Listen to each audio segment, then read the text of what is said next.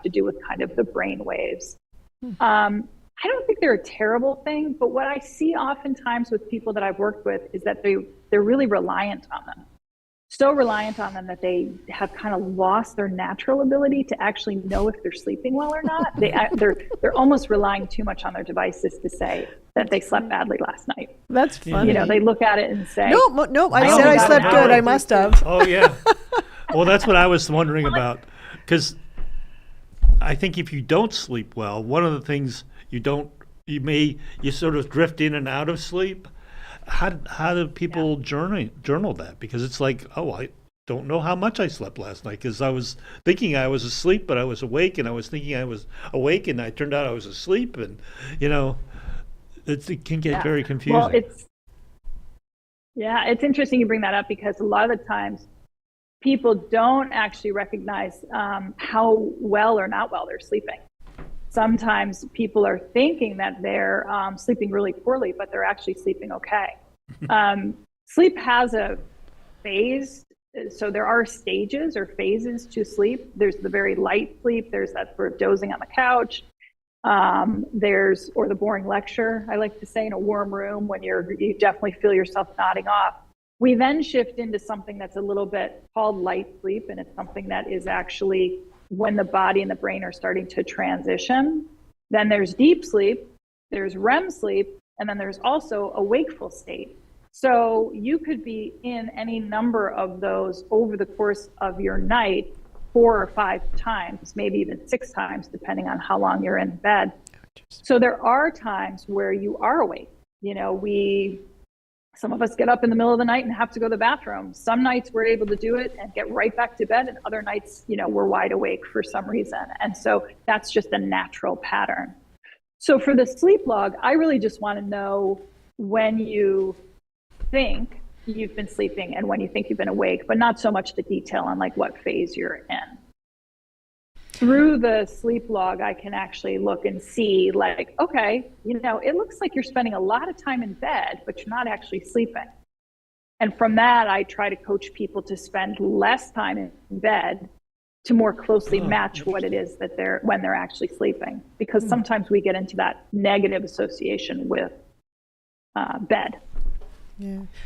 So I guess what I'm hearing you say is that you go through a number of cycles, and some of them might be awake cycle, or a little bit of an awake cycle, or maybe a light sleep. Because I know for a very long time, almost every single night, I would wake up, I'd look at my clock, it's 3:00, say, oh, it's 3:00, I can sleep more, and go right back to sleep. So that was just like a cyclical thing, a circular thing. It wasn't really a sleep disruption. It was more just that I was in those patterns. Is that? Yeah, exactly. And it sounds like you might have had a pretty standard pattern where, at 3 a.m. for a while, you were waking up, and a lot of us experience that, where that just happens to be when the wakeful phase is coming around, and yours just happened to be happening at 3 a.m. And it woke you up enough that you were like, oh, what, kind of maybe confused about the time, looking over to your clock. It's great that you say, oh, it's 3 a.m. I've got more time to sleep. That's like what we want people to say. But a lot of the times people look and say, oh, no, it's 3 a.m. I'm stuck being awake. So we want to sort of change that perception that people have. I thought I had read, and it was sometime years ago maybe, that when that we should, this idea of an uninterrupted block of 8 hours of sleep is actually a modern invention. That before there were light bulbs and electricity, that people would go to sleep when it got dark and then wake up in the middle of the night and do stuff, and maybe have a meal, or do write or do some sort of activity, and then go back to sleep and then get up in the morning. And have you heard that? Or It's absolutely true that there were periods of time. I think that, like, if you look back at some literature written probably around like Victorian and Edwardian times, there are references to people actually getting up and almost like going out and seeing their neighbors, but that it wasn't uncommon for people to be up for 1 to 3 hours in the middle of the night and then going back to bed and sleeping for a little bit more in the morning. So it does lend itself to this idea that, yeah, we're not supposed to just fall asleep at 9 o'clock and wake up 8 hours later. We do, in fact, have this cycle that the body and the mind go through, and that's intentional. The brain can't and shouldn't spend all of its time in its deep sleep. That would be actually something that would be more of like a sleeping disorder.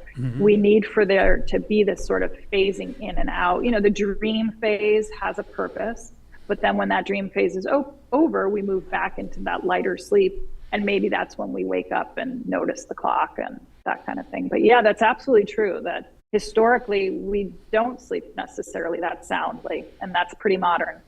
Yeah. So if you had to choose quality over quantity, which would you choose? Quality of sleep or quantity of sleep? I think quality of sleep, for sure. Especially as we get older, our sleep patterns change. We no longer need the sleep pattern that we needed when we were, 6 months old.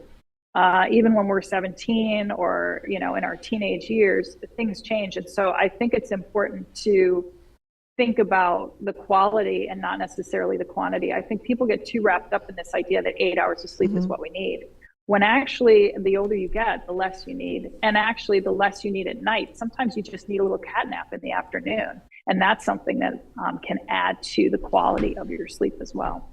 Huh. So actually napping in the afternoon can be a good thing? It's totally acceptable. Awesome. We are happy about that. That's good to hear. So we're down. I will advise, though, that if you're going to take a nap, you don't take a nap for more than 20 or 30 minutes. Okay. Once you get into 45 minutes or an hour, that's when that full sleep cycle starts to happen. And when you get pulled into that deep sleep, and maybe you've experienced this, sometimes when you come out of your nap and you've come out of that deep sleep phase, you're kind of a little cranky. You might have a little bit of a headache.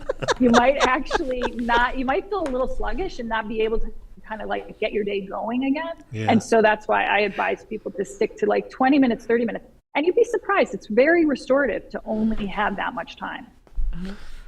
I can't confirm or deny. Good. I like that. I'm taping that part. I was going to say that's on a loop.